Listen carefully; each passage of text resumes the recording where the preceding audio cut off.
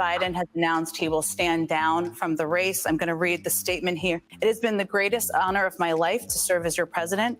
And while it has been my intention to seek re-election, I believe it is the best interest of my party and the country for me to stand down and to focus solely on fulfilling my duties as president for the remainder of my term.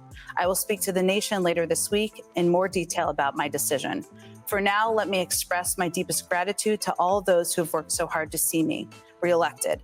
I want to thank Vice President Kamala Harris for being an extraordinary partner in all this work, and let me express my heartfelt appreciation to the American people for the faith and trust you have placed in me. Obviously, this is a significant breaking news development with the president announcing he is stepping back. Dan and Bam with you with breaking Power Report coverage.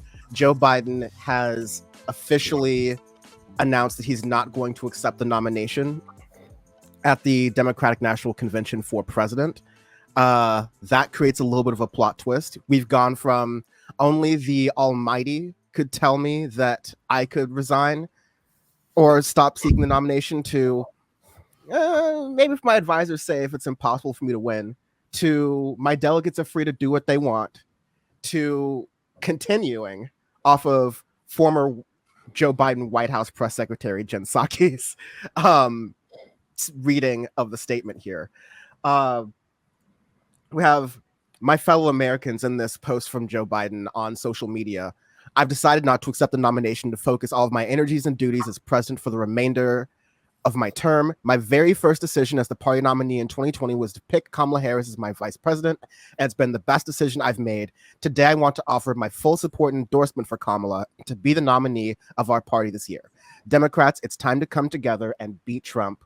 Let's do this. Bam. This is a fascinating development. What are your just initial thoughts and reactions to this pick, to this, ascendancy of Kamala Harris? How are you feeling? Hopefully the Supreme Court doesn't Al Gore her, but I was kind of expecting him to drop out soon. You had more people coming out saying he should drop out, and I feel like it was kind of like he wasn't looking too bad in these past. I think it was in Detroit campaign stop, and I don't know if there was one after that. No, I guess he got COVID. But he didn't look bad in Detroit, but it was just like, it's a lot of pressure just waiting on him to have another kind of like bad senior moment on, national television. Maybe God actually told him. Maybe God spoke to him in the burning bush and said, hey, you got to step down. Him endorsing Kamala's... The whizzing bullet. I think him endorsing Kamala is the right thing to do. That's your vice president. If you end up dying in a few months, she will be the president. So, I don't know. I guess I'm not too shocked because I feel like on the last Power Report when we talked about it, it was kind of seeming like it was going to happen soonish. This has been an interesting month because this conversation happened in fits and starts as early as, during this election cycle, at least, as early as right before Joe Biden's State of the Union address. And then there's this conversation. As early as 2020. This conversation has been happening with Joe Biden since like at least 2016, frankly. Yeah. But, as Recline had that article we talked about, there was all these concerns. He gives the State of the Union speech. He seems to land that pretty well, even though that was apparently past his bedtime, literally. And, all the whispers kind of go away. Then he has this debate performance, and we've been in this sort of like whiplash situation where usually on Power Report, I'm really proud of our record and our ability to predict things. But I think everyone's just kind of been taken for a loop and for whiplash because this is just complete uncharted, pulling the red lever in case of emergency sort of territory. So, I also felt this sort of feeling of inevitability. Going back to our conversations that we had, I think a lot of our concerns were, do you really think that America is ready to elect a Black woman as president, considering how sexist this country is, This is a country where we're having conversations about taking away reproductive rights, never mind gender affirming care. You have how racist this country is. I don't even need to explain that shit. Just like go to any Republican crime blog and then read the comment section and you'll be good. How do we feel revisiting that conversation? Like, do we think that, a lot of people have had out this conversation, there's been a little bit of a backlash now. I mean, there's a conversation of a backlash that like Republicans are going to hit the gas inevitably on the blackness and the womanness of this race, and that's going to be to their detriment. How do you feel about that theory now? Because we both kind of came out of that conversation thinking that it's not going to be likely that America will do that. Yeah, and I think that like I want to say it was like 2 weeks ago we talked about it, like more so if she runs in 2028. Like I feel like in this situation she has a better chance than if it was just like her running just in a a regular ass election. And I think she has a great chance. Like I think she's, it's funny because Biden is getting blamed for Gaza, like he is actually the one pressing the button on Israeli missiles, and he's not pressing the button; he's just sending the missiles. Yeah, but he's getting blamed like I mean, I literally have seen on Twitter Biden's genocide. Like Benjamin Netanyahu does not exist. So the funny thing is that she's not gonna get any of the blame for this, like at all. Like the whole like Palestine thing is like not gonna be on her. Like that stain is not. She's released some statements that have been like, I don't remember them verbatim, so I'm not going to repeat them. But she's released some statements that make it seem like she would tap the brakes or would have tapped the brakes a long time ago on this. So there's room for improvement. I mean, like, obviously there's massive room for improvement for whatever's happening with Joe Biden right now, but that's neither here nor there. Yeah. So I mean, I think she doesn't have that stain on her. Obviously she doesn't have like the age stain on her. And yeah, in this moment where obviously like a lot of us are just hoping Donald Trump doesn't win,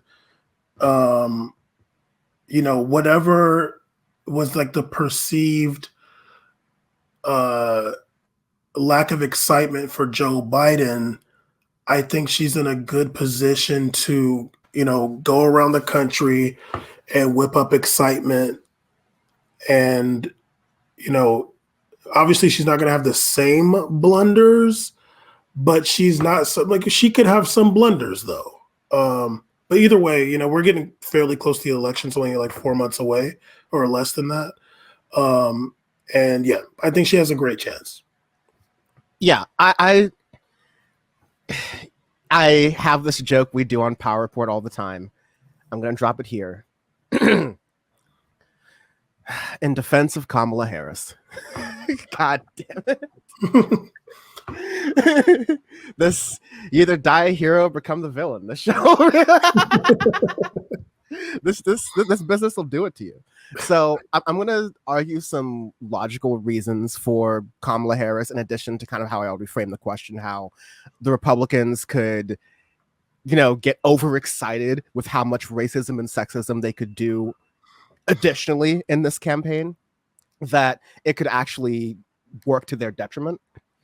There's some rules-based reasons. The Democrats have been fundraising under the Biden-Harris ticket. So you have some questionable, possible allegations legally of fraud if you all of a sudden make it the, Newsom Whitmer ticket, right? Like if you all of a sudden change up the ticket and then move the money to those people, you're like, whoa, wait a minute. Like that's the rope-a-dope. That's the okie-dope. You can't do that. So legally, it is easier for Harris to be made the nominee. And I'm quoting Joe Biden. The delegates are free to do whatever they want. I think that was in one of the interviews post debate. It had to have been. And he said the delegates are free to do whatever they want. He is saying, I'm giving my endorsement for Kamala Harris now that I've dropped out. So very clearly, those were conversations that were orchestrated over the weekend during the Republican National Convention, while he has had and has COVID, mind you. What a fucking mess, dude. But like, this is him pulling the chute, if you will, when it comes to his legacy. And I think, whatever happens through this election, he's definitely saved his legacy. But when it comes to the why Kamala makes sense, A, the money reason. B, at this point, having been the vice president for 3+ years, she is literally the most qualified to be president. If you're not talking about a former president. Right. So, within the Democratic Party, that is a lot of experience. Now, she won in 2016. She defeated Loretta Sanchez because it was an open seat. And so she was a junior senator for 4 years before rising to the executive branch. Sound familiar? And there's obviously some Obama interludes there. And I also remember, because I have that famous photo, I'll edit in here for context, where I was awkward. We were both awkwardly standing next to each other during her 2016 campaign in the Democratic convention in California. I think her connections within the Democratic Party are good. Her ability to bring out Black voters, Black women voters, and energize that base that honestly was not that energized by Joe Biden. It was very reluctant energy, not just from Black women or Black people, but I think from everyone. I think Kamala Harris will energize a part of the Democratic Party base who wants to see that change in representation. Again, especially at a time where racism is very apparent in this country. It's so apparent that even liberal white racists themselves are starting to blush. And with Roe v. Wade facing overturn, you have the Supreme Court with all these different issues. You have the same type of people who would be generally scared are the same type of people who are going to respect this decision. I think when she's campaigning, she has the meme, especially among people who like her, the coconut pilled, if you will, for being kind of like your zanned out auntie, right? Like, and that's how her vice president. I would describe her vice presidency as Joe Biden putting her on like the worst side missions possible. Like, Donald Trump gets elected, he looks at Mike Pence and it's like, okay, that's your room, buddy. Just like stay in there. You've done your job. Just like stay there. You give some speeches, make your paper, whatever, but just like stay in there. Big boys talking. All right. You stay at the kids' table. Joe Biden called himself like, oh no, I'm going to have her go to take pictures by the border. Brownsville, Texas. The do not come meme was like, the Biden's, it was reflective of Biden administration's rightward shift on immigration, which I don't think Kamala Harris is going to be that much better on anyways. And those are some of the realities that if you look at past this, there are people who have been ironically, unironically chanting for the whole Mamala thing for a while. And I knew that was inevitable, but I just couldn't bring myself to really, and there have been people on the show who have come on and done that. And like, I'm fine with that because it's usually in jest, but like, I can't really bring myself to support or love the idea of Kamala Harris being president. Like I talked about this in the very first episode of Power Report, named as Power Report when we changed the name, when I interviewed Kimberly Nicole Foster, and we were talking about the joy that I could possibly feel on November 9th if Kamala Harris is elected president, to be like, wow, a Black woman's president, like that's something that's huge. But also realizing that her record is, to say the least, not something that someone on the left or someone who's even a progressive would enjoy or appreciate. And it's not going to be like some, Bernie Sanders-esque shift from the status quo of, the Democratic Party and how that works. But to kind of end my point up here with like, can she win, and kind of kick it over to you because you kind of mentioned if she can win. But I think overall, she has the ability to at least keep the ship moving, because one argument that I mean, like, one set of conversations we've had over the past month, Bam, and, with other guests, it's just like, what does another 4 more years of Trump look like? And are we willing to risk that during this election for whatever reason? And like, there are people of the opinion who are like, no, you don't risk that. There are people of the opinion that are just like, the Democrats have done this to themselves, so let the chips fall where they may. There are people of the opinion, and this is me, kind of in the middle, like, well, both. Yeah, the Democratic Party did this to themselves. When they say that it was a democratic, process, that's a lie. They did everything they could, as they did, now in this election, and as they did in the 2020 election, to put their thumb on the scales to pick the candidate that they want. In fact, they did a double tap in the 2024 election, so that's funny. But I think that, as Bam, you were emphasizing throughout all these conversations, this is a time where it's crucial to make sure Republicans don't get any more power than they already have, because they've built in institutional power. I'm not even just talking about the Supreme Court. I'm not even talking about their plans with Project 2025 and the Heritage Foundation, because we were talking about the essence of that stuff long before all of that. We've been covering this stuff for years, right? But the essence of that stuff and what Trump is bringing, we're still dealing with the remnants of that during the Biden administration, and we will be dealing with that for years. 4 more years of Trump, plus, let's say optimistically he does leave peacefully, but you get another Republican administration, or you get a Democratic administration who can only win in that sort of environment by tacking to the right, like Biden did, like Obama has, or like Obama did. So, I think it's better for an Democrat to win. And if that's going to be Kamala Harris, then so be it. I'm not like that excited about it, but I'm definitely N plus 0.01 more excited than I was about like Joe Biden being it. And who knows? She could surprise us. She really could. Oh, okay. Not down with the she could surprise us. Was that optimism? Oh no, yeah. Like I listen. I don't think she would tack to the right of Joe Biden on many issues if she were able to be president. I think there might be some random things here or there. Like, I'm not sure exactly where she stands on trade or like unions or things like that. I also don't think she's going to fire Lena Khan. So like, that's the thing, is that I don't see Kamala Harris in many of the major things. And, especially right now, I'm thinking about Gaza. I'm thinking about general foreign policy. I'm thinking about internal investment in the economy and cost of living. I don't think she would be any further to the right on those things than Joe Biden currently is. Right. I don't know if she'd be further to the left, but I know she's not going to go further to the right. So I feel confident in that. It's not like this is a horrible pick. It's not like she's a horrible, vice president in that sense, right? Vice presidents also kind of don't do shit except break ties in the Senate. And if she'd actually push hard on that parliamentarian, then I'd feel a little bit more about her, because technically she's on the record for blocking a federal minimum wage hike, if you go back to that parliamentarian argument. But I think there's a generational difference. Joe Biden's from Delaware. That's one set of businesses. Kamala Harris is from California. That's another newer set of businesses.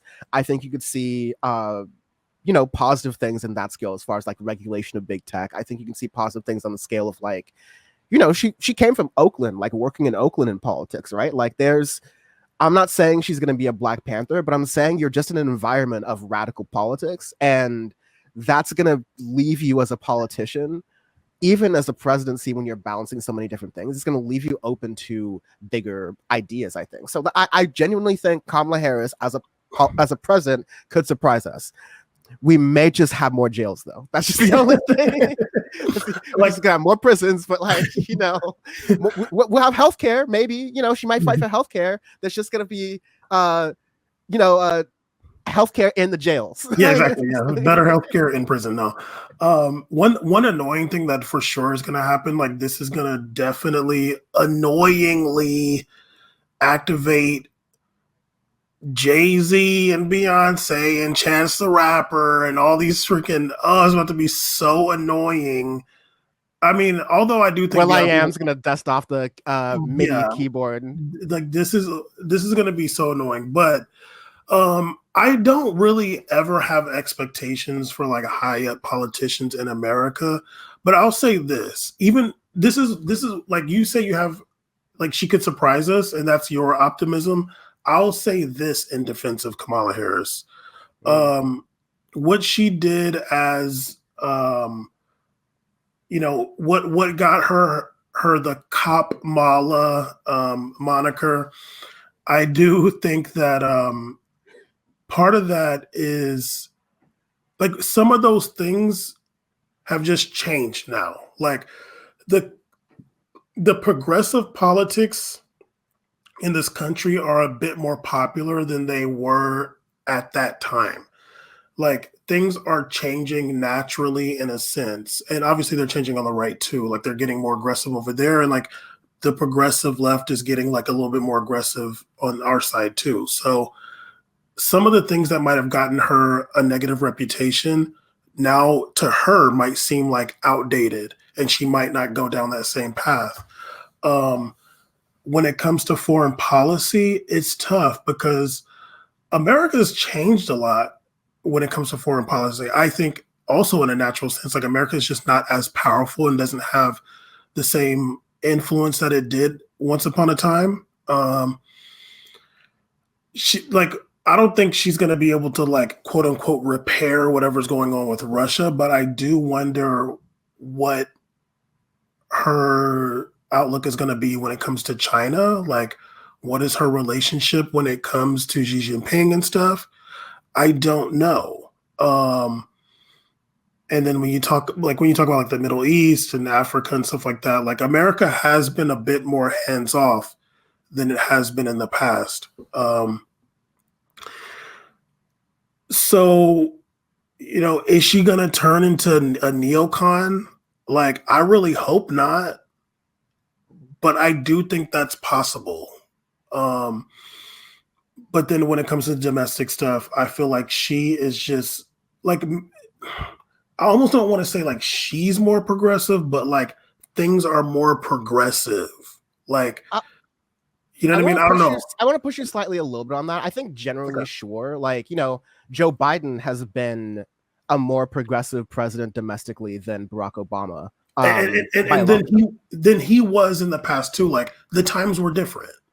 I agree. Yeah. So you lead based off the coalition you have. And, you know, if anything, that is what the Bernie Sanders presidencies, both them getting as close as they did, that's the lasting impact they've had on the Democratic Party.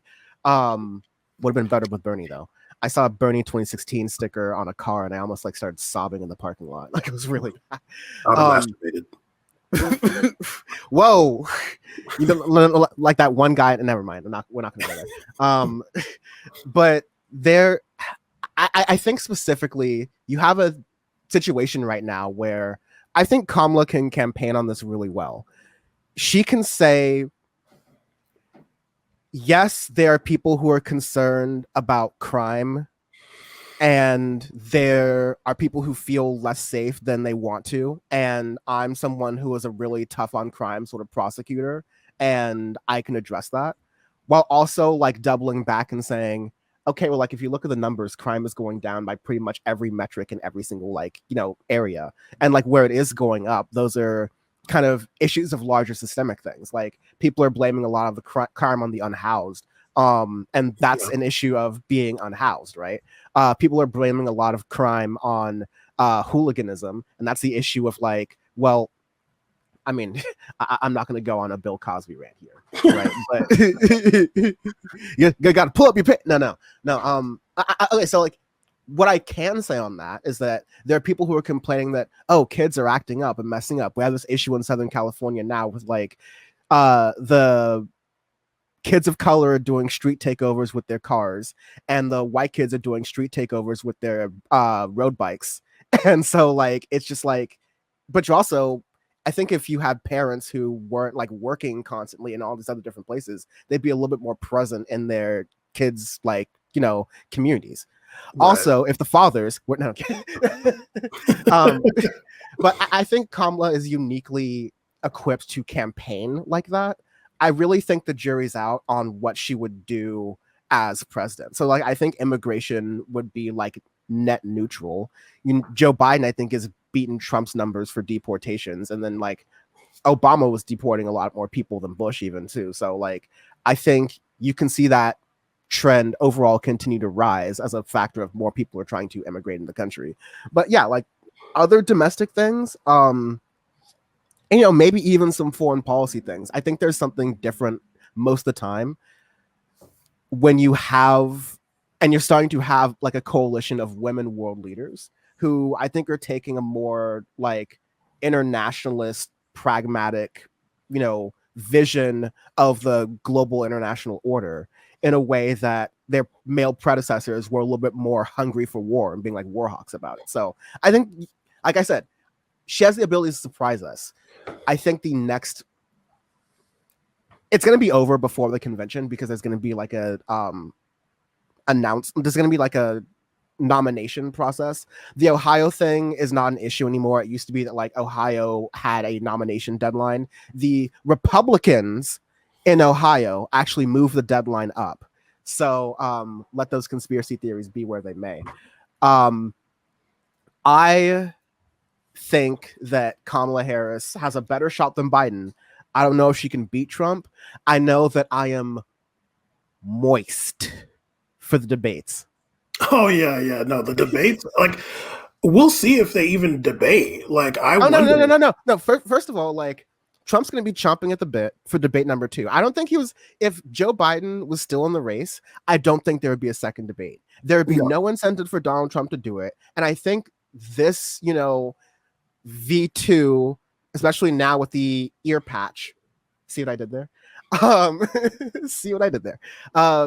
think this version of Trump's a little bit more measured, and he would go, yeah, I would, debate Joe Biden if it's, out of the blue so I could catch him and surprise him and make my point. That's why he was talking shit like on the golf course or whatever. But he would be dumb to actually accept going to that second debate where, all he has to do is like ride out this month and continue giving campaign events and riling up his base and flaunting that little ear patch. And like Trump is good for the rest of the election. I'm not saying that's going to win him the election, but like he's going to have his base locked in, and Joe Biden can do nothing but go down and lose middle of the road voters. It would be dumb of Trump to do that debate if Joe Biden was still in the race. Kamala Harris, I think it's dumb if Donald Trump goes out, because Kamala Harris is favored to win that debate, I think, by most people and internally by Republicans. Oh yeah, because now the conversation is, well, look at Donald Trump's sundown. Well, now, look at Donald Trump rambling on. Look at this old ass man. And he had a little accident at the gun range. We feel a little bit bad for him, but that's also why we don't let him drive anymore, because we just don't trust his decision making.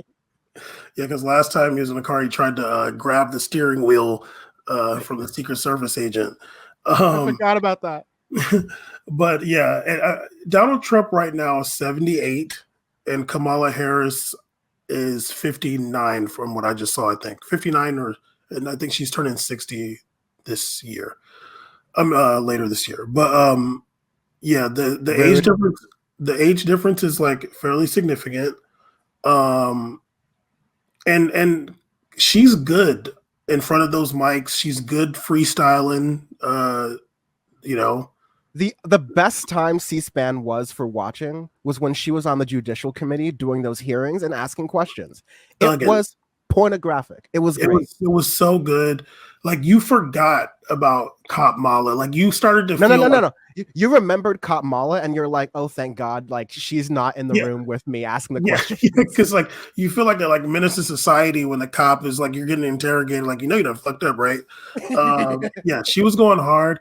I remember in 2020, like sadly, I remember this, but like Charlemagne from The Breakfast Club was like big Kamala Harris, like. And since then, he's kind of like been like, he goes on Fox News now. Like I've never seen him on there, but I've heard about like him going on Fox News, and I wonder if he's going to turn back into being like big Democrat, like riding with Kamala Harris again. I don't know. But I think so. I think so too. Yeah, she's got like the black bougie thing going on. She went to Howard, but she's like a little bougie, like. But she's still got some blackness about her. She went to UC Law. That's like, I respect people who go to public colleges and also like, historically black universities, universities that, have catered to different groups for different things. I respect that a little bit. I'm fine if you went to a Ivy League school, but I respect it a little bit more personally from my type of politics if you went to a public university or something like that. So yeah, she did her thing. I wonder if it helps her that she is married to a white man. I wonder if that helps her. Doesn't hurt. Yeah, it doesn't hurt. Yeah, she's married to a white guy. She kind of, she clicks a lot. She ticks a lot of boxes. And yeah, like going. Oh, then we have to talk about her VP pick. Yeah, that's why I wanted to close out on, because the boxes she doesn't tick for an American head of state are definitely going to need to be more important than ever. A vice presidential pick is really a play for an election. Like, people are wondering, oh, why did Trump get JD Vance? Especially because Trump already does so well in the Rust Belt areas that JD Vance likes to cosplay when he's not living his rich ass life. But that's because of the thing I just said. Donald Trump picked JD Vance because of his rich ass life, his connections, his ingrainment into big tech. And these are also the same people I'm going to be talking with Taylor Lorenz in a future Power Report episode and a couple of others about these big tech fascists. You got some people who are like starting a city out in Northern California because they're in big tech and they want to make their own laws for themselves around labor and all that stuff, which is literal hell world. And this is what JD Vance is plugged into. So, like, even I personally find that more as threatening as Project 2025, maybe a little bit more like, Google Project 2025 has become a meme within itself, but whatever. But going back to Kamala Harris is a politician from the coast. She will have that coastal elite on her, even though I don't really see her as a coastal elite until she won that Senate seat. Right? Like, she was just, a California politician in Gavin Newsom's waters. Right. But I think she has some talent as a politician. She doesn't have the ability for a white male in the Midwest to say, I want to go have a beer with him, that you need to be an American head of state, unfortunately, in this country. Right. That's why, some people who just like know nothing about politics are like, okay, Pete Buttigieg, now's your time to be vice president. If you're memeing, cool. Otherwise, you know nothing about politics, because I still stand by that.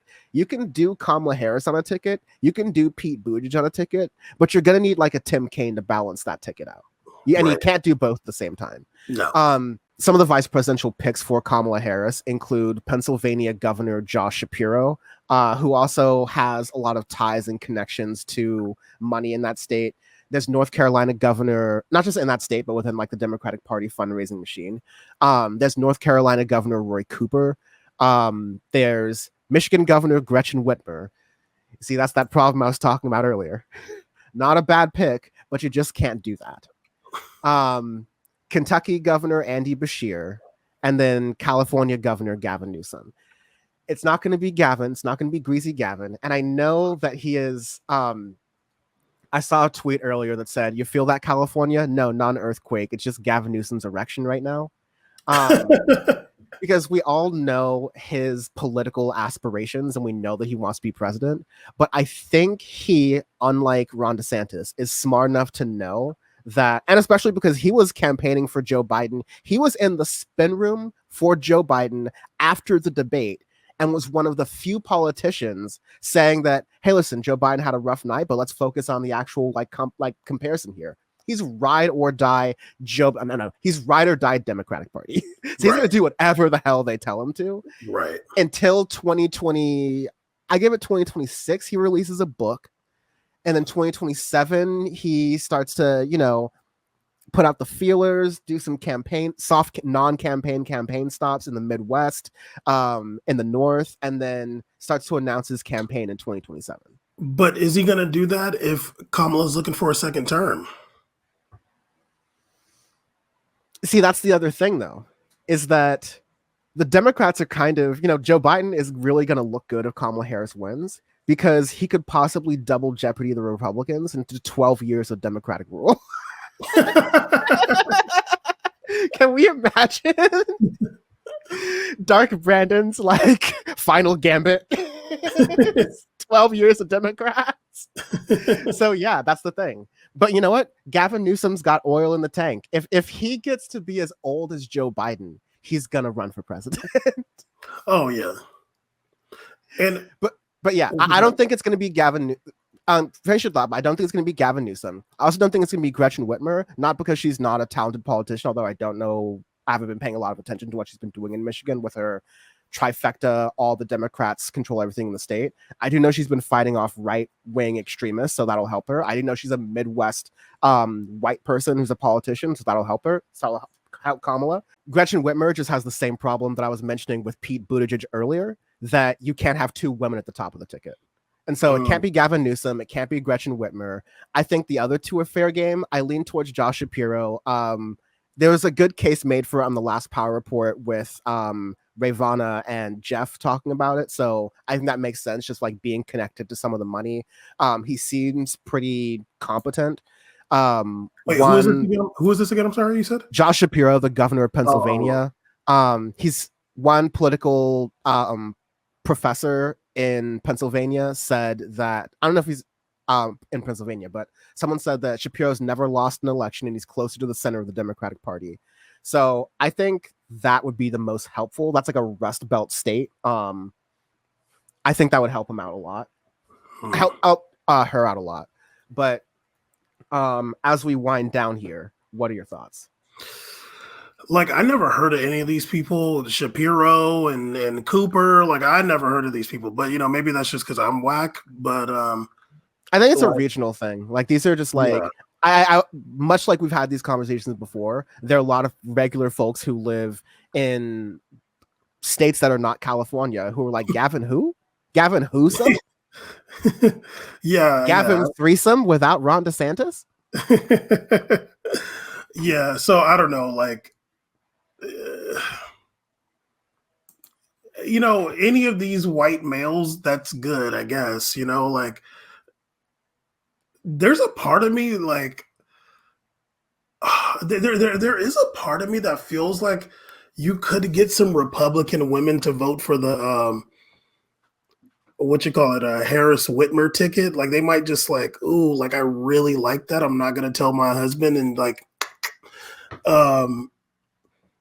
but she's the most popular out of those. But it is tough. Is Whitmer the most popular out of all of them? Oh, absolutely. They were trying to kill her. I mean, well, I don't know if that. Well, you thought that was fake. No. I don't know. I mean, that's one type of popularity, Bam. I'll just say that without having a larger argument. I think she's the most popular out of all of them. Yeah, for sure. And other than Gavin Newsom. I haven't. Well, no, Gavin. If we go, because we're talking a lot about governors here, so we can compare apples to apples here. Newsom, Whitmer, Andy Beshear, and actually, yeah, Roy Cooper and Josh Shapiro are all governors. This is a real apples to apples comparison, other than the dynamics of all these respective states. Gavin Newsom's not really popular in California. He's kind of generally popular, but people not even just, the conservatives who complain all the time about everything, but you get a lot of complaints about Gavin Newsom, and I think a lot of them are justified. The same thing that took down Boris Johnson, Gavin Newsom also did. But that's true. But you know what? People in California will feel a sense of pride when he's on that ticket, though. They will also feel a sense of pride for any Democrat. Well, no, but any complaints you have about Gavin Newsom as a governor, which is this is a huge state. What really is the governor doing? I don't know, but they're gonna be that's our guy on that ticket. There's gonna be a lot of ooh, That's our dude. Like, let's, we're excited. I think it would be good for Gavin Newsom to hop on the ticket with her. I think it'd be good for him. If he's really like a Democratic Party cuck, like you say he is, go get in there and serve. Be like some, vice president loser. You get no attention. Go do that, and then run for president after that. I think it would serve him well. Yeah, I don't know. I think that's the best choice out of those 5. I think he's the best choice, and I think it'd be good for him too if he really wants to be on. Who you're saying would be the best choice? Newsom. He's the best choice, and I think it's good for him politically. Like, you want to be president. You don't remember when we had the whole thing about him and Beto O'Rourke, and then we ended up looking at their social media followings. Obviously, that. I thought you. I was gonna say 12th Amendment. You can't have a president and a vice president be from the same state. Apparently. Okay, where wasn't he born in China or something? Where was she born? Wasn't she born in the Philippines or something, or Jamaica? Were they both born in California? I don't know. But, yes. Okay. If they can't serve together, then whatever. But then after that, I don't know. These 3 dudes are just honestly, they're anonymous to me. On the popularity question, I think I just don't know Gretchen Whitmer's popularity. I know the governor's fairly popular in Pennsylvania just because of there was a bridge collapse and that was fixed really quickly. There have been other things that have gone on, and there's been other local governor shit that he's just handled really well. So do you govern Amish people? What? Really? Pennsylvania, dude? You have Philadelphia there. That's one of the bigger cities on the Northeast. You heard of Kensington? Look that shit up. It's just rough. You heard of Pittsburgh? Look that shit up. You feel me? I don't know. I think these other. I've heard of Andy Bashir. I've heard of him. But it's gonna be a white dude from the Midwest. It's gonna be white dude from the Midwest, honestly, at that point, like I was saying, at that point they're all the same to me. But if her and Gavin can't be on the ticket together, I don't know. I feel like that's kind of racist, but what is why? Who cares? But where is this fool born? Does it matter where you're born or where you served? Okay, he was born in San Francisco. All right, whatever. Yeah, just pick one of these white dudes and go, hold his hand on the stage, whatever. You'll be fine. Yeah. Basically, it's one of those rules that's on there, but may not be. I'll just mention one thing I'm reading from history.com. In the election of 2000, when Bush chose Cheney as his running mate, Cheney had been living and voting and paying taxes in Texas for 5 years. Shortly before the election, however, Cheney obtained a Wyoming driver's license and put his Dallas home on the market. He had a vacation home in Wyoming, which is the state he formerly represented in the U.S. Congress, which makes sense because he grew up in Wyoming.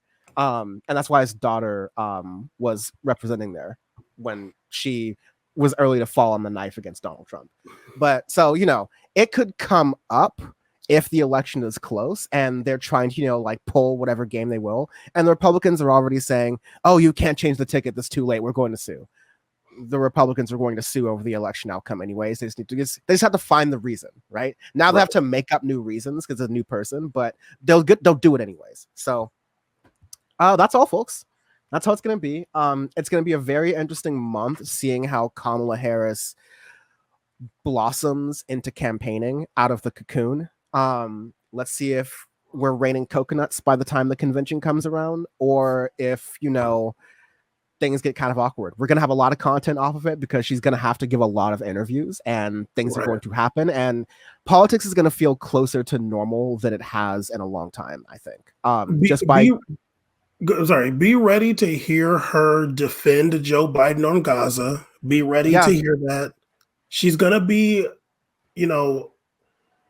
Let me watch what I say. She's gonna be praising Joe Biden a lot. Let me watch what I say, like, because she is definitely not a man running. But yeah, she's gonna be praising him a lot. Get ready for that. Please don't take that so serious, people. Like, don't be like, oh God, I can't. Like, this is just how it goes.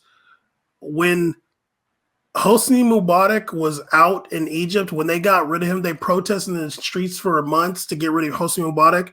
When they got him out of there, the freaking general dude got on there and praised him. That's a little Arab Spring history for you. She's gonna be praising Joe Biden. Don't take that as that means she's gonna do every single thing Joe Biden did if she's if she's president. I think the people online, feel free to express what you really feel, because politics and the expression of that you do, that politicians do expressly, but also what pundits do, especially people with platforms start to do as those platforms grow. That's one thing. How you feel is another thing. And hopefully you can separate and express those two. But I would just say that the Democratic Party base, and that includes ostensibly the left, right? Because that's just how the two-party system works right now. And Right. Kamala Harris isn't going to fix it, and RFK is not going to save us from it. And I've given up on Cornel West, and Claudia De La Cruz is not going to save us from it. If they had a chance to win, I'd be down. But none of these people have a chance to win, and RFK just has a chance to fuck things up. That is all to say that the left and the entire Democratic Party base would do well to understand that in the realm of real life, we don't play games where, oh, well, for this moment, we're going to lessen your identity or invisibilize your identity for some reason. No. But in politics, there are times where you campaign differently than you govern.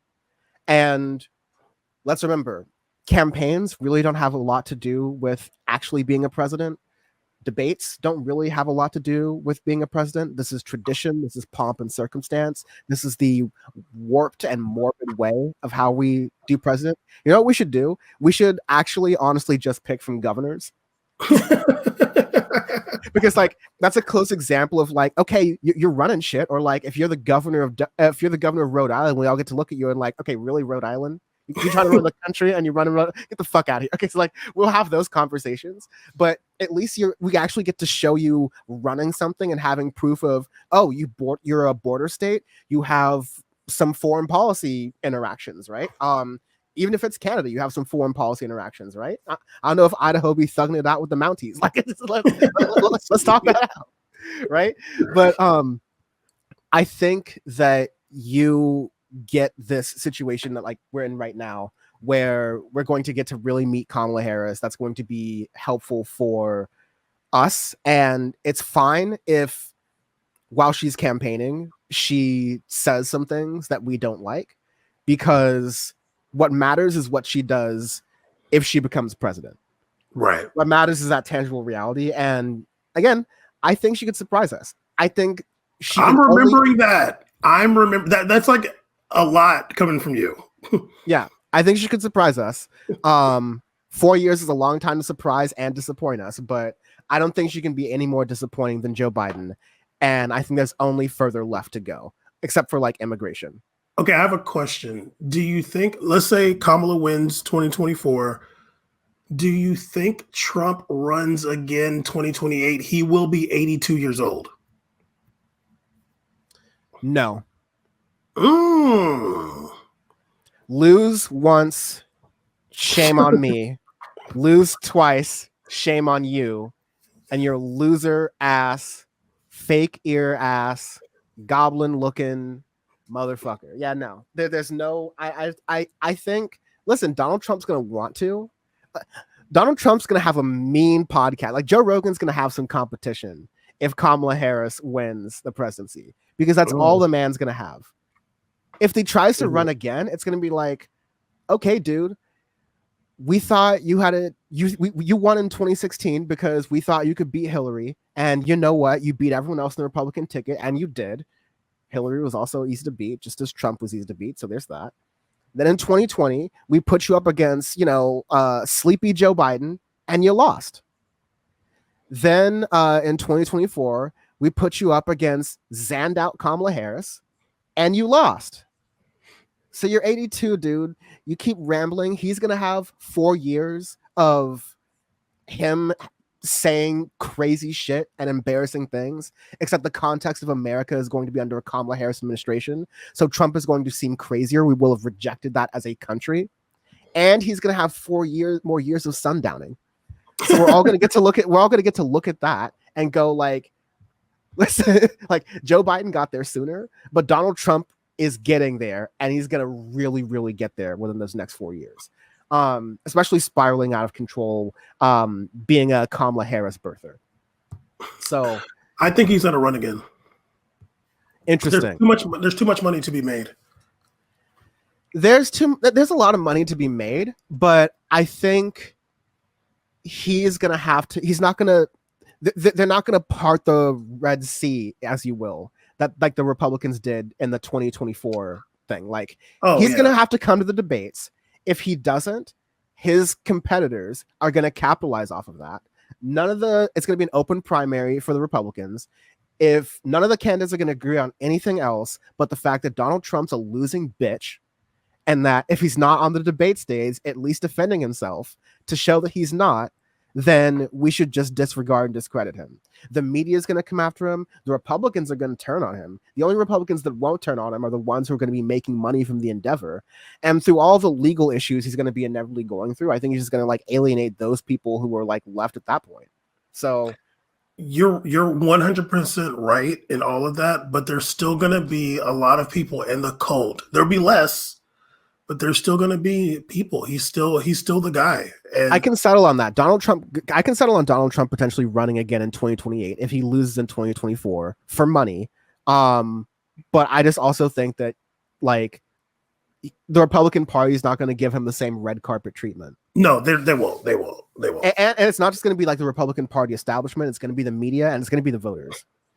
Yeah, so for sure there's going to be some voters. It's not going to be like landslide primaries like it was in 2024. No, like, I don't think think be so like either. Yeah. But he's still gonna. I mean, unless he completely goes down, he's gonna still have the charisma that people like Ron DeSantis and whoever else is around for them just don't have. But don't sleep on Tim Scott, right?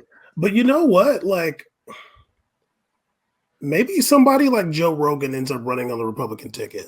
No, that's the thing. The Republicans are going to be like. They're going to be like, let's get on the next celebrity. You're exactly right. Mm-hmm. They're going to be like, okay, the Democrats keep cooking us by going woke. They keep picking these woke presidential candidates. you know what they mean, right? Yes. And so they're going to go like, we need to excite our base by picking a celebrity. And you know what? Maybe it's going to be Elon Musk. Maybe it's going to be maybe it's going to be Joe Rogan, like you said. Maybe it's going to be Peter Thiel. Maybe it's okay. Chill, relax. It's not going to be Peter Thiel.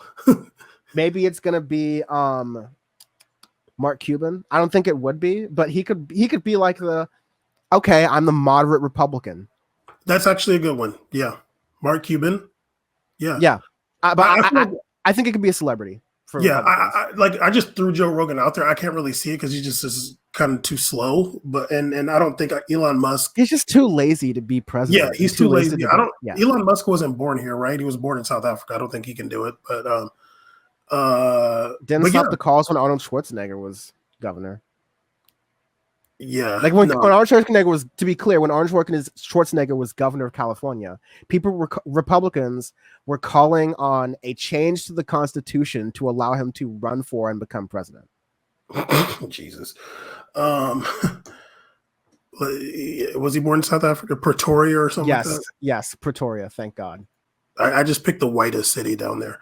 But yeah, you're exactly correct. Bullseye. Yeah. What's the name? Mark Cuban. Yeah, we'll see. But that's getting way into the future. We'll probably all be dead, burnt alive by then. But yeah, I'm not excited about Kamala Harris. I'm basically excited if the people that we need to not get Trump in there are excited. If y'all are excited because Biden's gone, I'm excited for you. Let's not get Trump in there. But, you know, as far as like excitement about Kamala, like it's not that serious. The left who hated Biden is going to be the same left who hated Kamala, right? I think it's going to be Jimmy Dore. Oh God. Well, he's not on the left, so fuck him. Well, no, I know. Like, I'm just wondering, like, he's about to be going insane. Well, that's like more content for us because you're going to get the racists within the Democratic Party too being a little bit mask off, because the AOC was kind of, I don't want to get into a whole longer thing, but like AOC did a long Instagram live like Thursday evening talking about this process to push out Biden, because you'll notice Joe Biden, Bernie Sanders, Ilhan Omar, AOC, a lot of the left were not jumping on this let's replace Joe Biden train. You know, right now their tweets and posts are coming out about how, you know, they support Kamala Harris and always have. But, you know, they've been playing it really safe to the party because they know that if anything goes wrong, they'll be the first scapegoats. But B, they're also playing the same sort of like semi-jaded game that me and a lot of other folks on the left are, which is like the Democrats, the donor class, were making all the decisions beforehand. They made the Hillary decision. They made the Biden decision. They got lucky in 2020. They clearly are not getting lucky in 2024. They're having buyer's remorse. We never had any power there to begin with. So I'm just going to read the script. I support insert name of Democratic nominee here. End of story. Right? And also they could have just been like, they could have been looking at it like he's going to drop out anyway. Like, it doesn't matter what I say at this point. Like, he's going to drop out. So like, you know, I support like, it doesn't matter what I say. I don't want to make news. Exactly. Like, I don't want to be the story, right? Like, like leave me alone. And in fact, like AOC, the news she's making is calling for Supreme Court justices to resign. Right. Like they're calling to impeach them essentially. Right. So like that's actually doing her job. And you know, AOC is now working in the space where she's probably eyeing a Senate seat. All these other squad members are looking at their rest of their political careers. And you're in this space where they're not looking to, the election is nothing that they can control at this point, right? The squad has, and I don't mean this tongue in cheek, and I don't mean this to be like mean, but I just mean this to be real.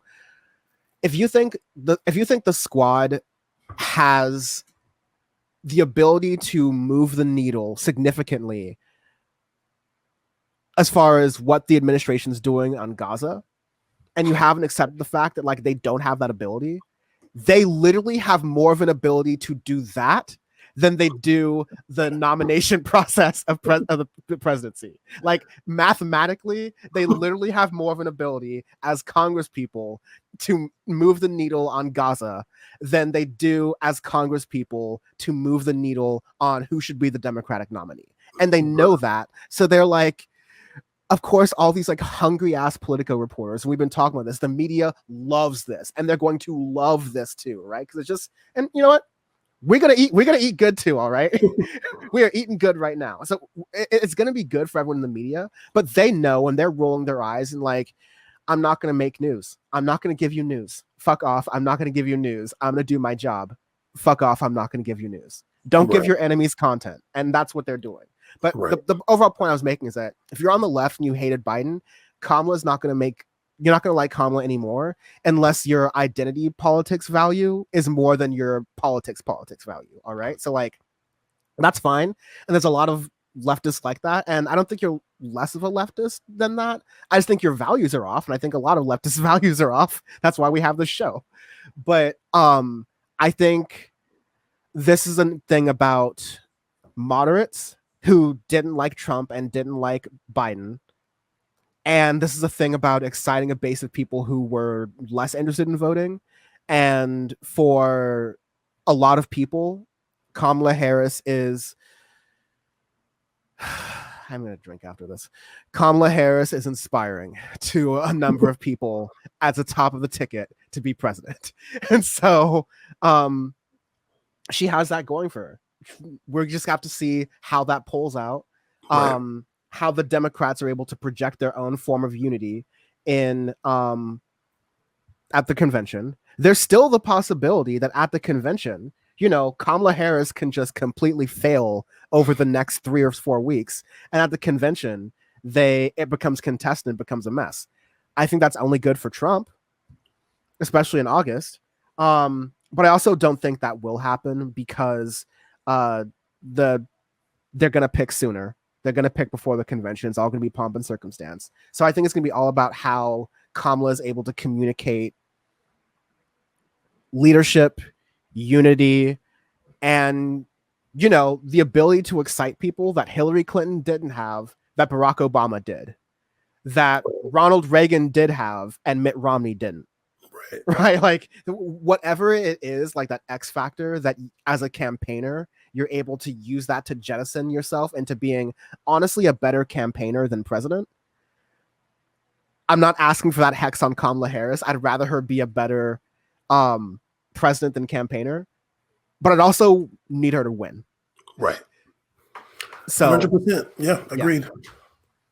Yeah, that is that. Power Report is going to be covering all of that. I've been doing so much breaking news that, like, usually we do members content. Please become a member on YouTube, Twitch, or at syndicate23.co. But I've been doing so much of this breaking news stuff on the weekends. I haven't been doing that.